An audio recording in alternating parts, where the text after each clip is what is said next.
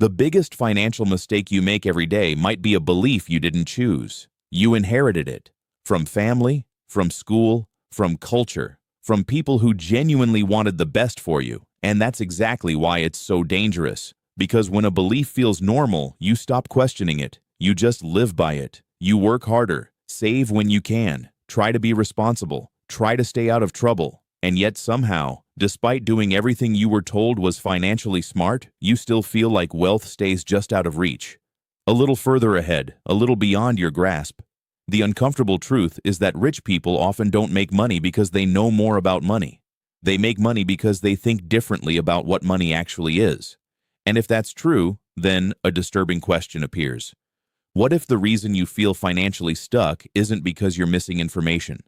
What if you're operating from a set of beliefs that automatically produce the results you're already getting? Because once you see the difference between how average earners think about money and how wealthy people think about money, you'll notice something impossible to ignore. They aren't playing the same game. And most people don't realize that until it's too late. When people hear the phrase rich mindset, they often imagine confidence, ambition, positive thinking, big goals, but that's not what creates the biggest difference. The real difference is far more subtle. It's hidden inside ordinary decisions. How you see opportunities, how you react to risk, how you define security, how you think about work, how you think about time, and most importantly, how you think about money itself. Because money is strange. The same dollar can mean completely different things to different people.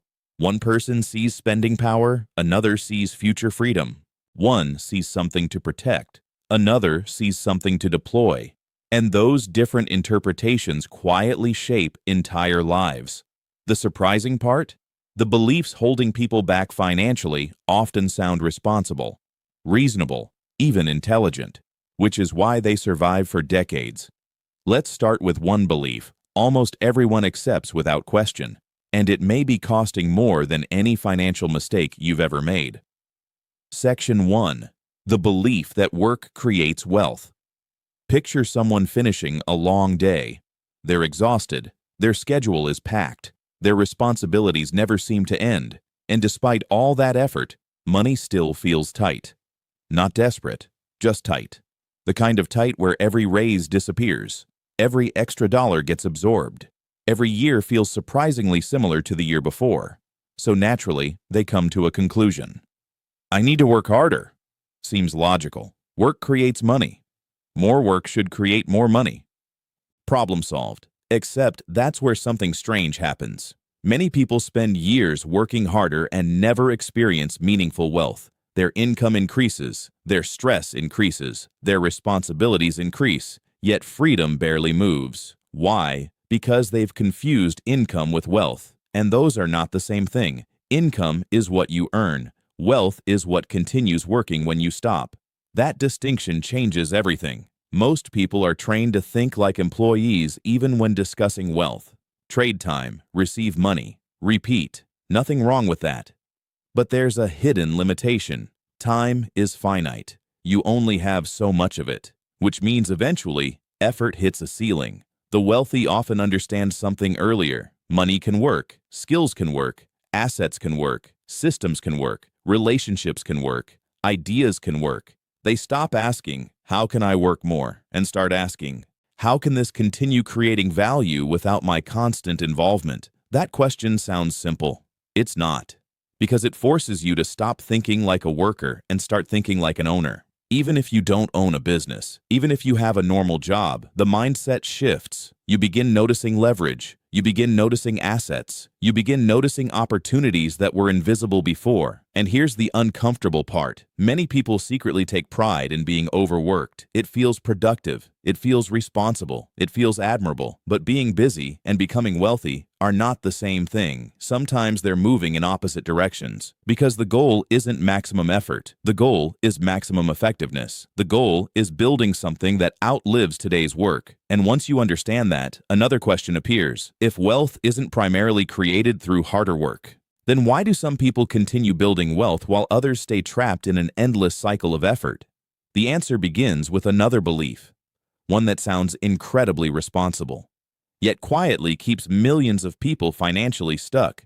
Imagine two people receiving the exact same amount of money, same paycheck, same bonus, same financial opportunity. The first person immediately asks, "How do I protect this?" The second person asks, "How do I multiply this?" Same money, different question, different future. Now be careful. This is not about reckless risk. It's about perspective. Most people grow up believing the primary purpose of money is safety. Protect it. Hold it. Don't lose it. Keep it secure. Again, that sounds responsible. And to some extent, it is. But wealthy people often view money differently.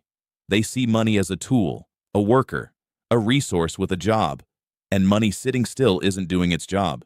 This creates a fascinating contrast. One person sees a dollar as something to preserve. The other sees a dollar as something to deploy. Neither person is irrational. They're simply operating from different assumptions.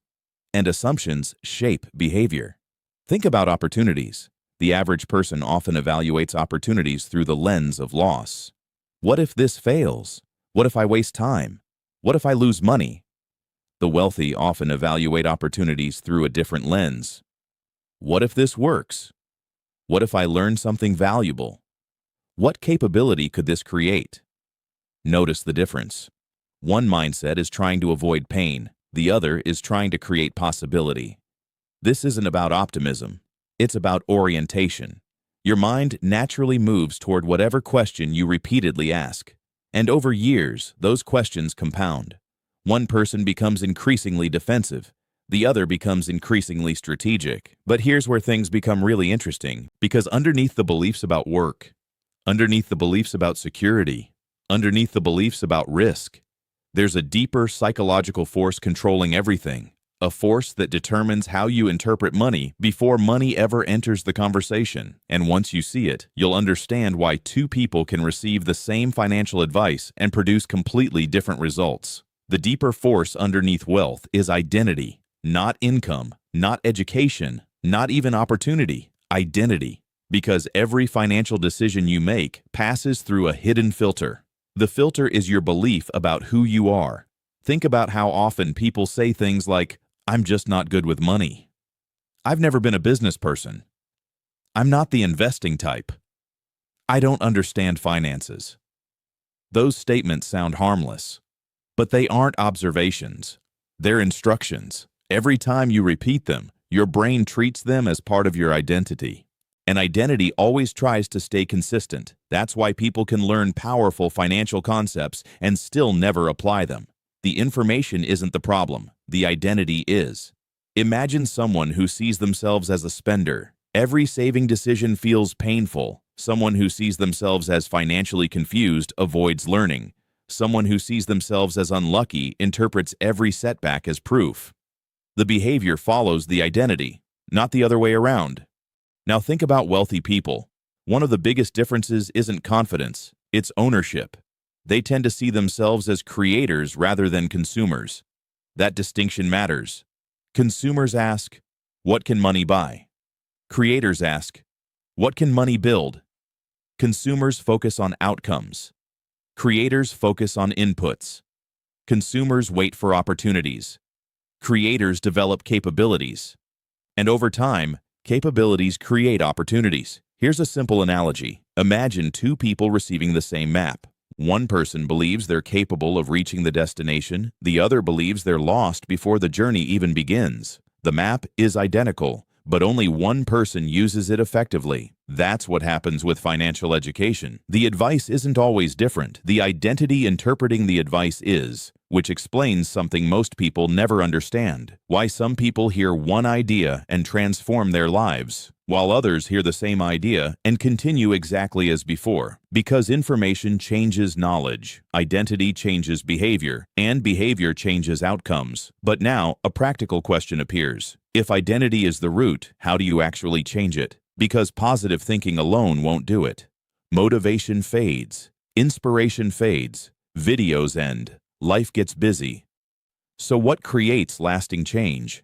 The answer is surprisingly simple, and it's something wealthy people do almost without realizing it. Rich people don't necessarily think bigger. They think longer. That's the shift. Longer, not bigger. Longer. When most people make a financial decision, they ask, How does this affect me now? Wealthy thinkers often ask, how does this affect me later? That single adjustment changes almost everything. Imagine planting a tree. If your expectation is fruit tomorrow, you'll quit. If your expectation is fruit years from now, you'll stay committed. The action is identical. The timeline is different, and timelines control behavior. This is why rich people often appear more patient. Not because they're naturally patient, because they're emotionally connected to future rewards. They've trained themselves to think beyond immediate outcomes. While others focus on today's comfort, they're evaluating tomorrow's possibilities. A book becomes future income. A skill becomes future leverage. A relationship becomes future opportunity. A dollar becomes future freedom.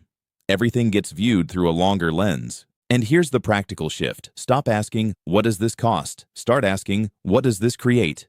That question changes the way you see money, the way you see learning, the way you see opportunities, the way you see yourself. Because wealthy thinking isn't about being obsessed with money. It's about understanding that today's decisions have future consequences. Every action is planting something. The only question is, what are you planting? And what will it eventually grow into? Once you start viewing decisions through creation rather than consumption, your entire financial life begins moving in a different direction.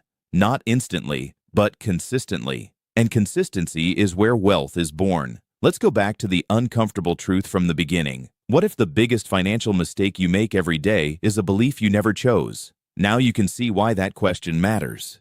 Many people spend years trying to change their finances without ever questioning the beliefs underneath them. They work harder, save more, stress more, yet continue thinking about money in the exact same way. And that's why the results rarely change. Because rich people aren't simply operating with different amounts of money. They're operating with different assumptions, different questions, different timelines, different identities. They don't see money as a reward. They see it as a resource. They don't see work as the finish line. They see it as the starting point. They don't focus only on earning. They focus on creating. And perhaps the most important realization is this: the difference between wealthy thinking and average thinking often looks invisible in the moment. It's hidden inside small decisions. A question asked, a risk evaluated, a skill developed, a dollar invested, a future considered. Those moments don't feel life-changing until enough of them accumulate.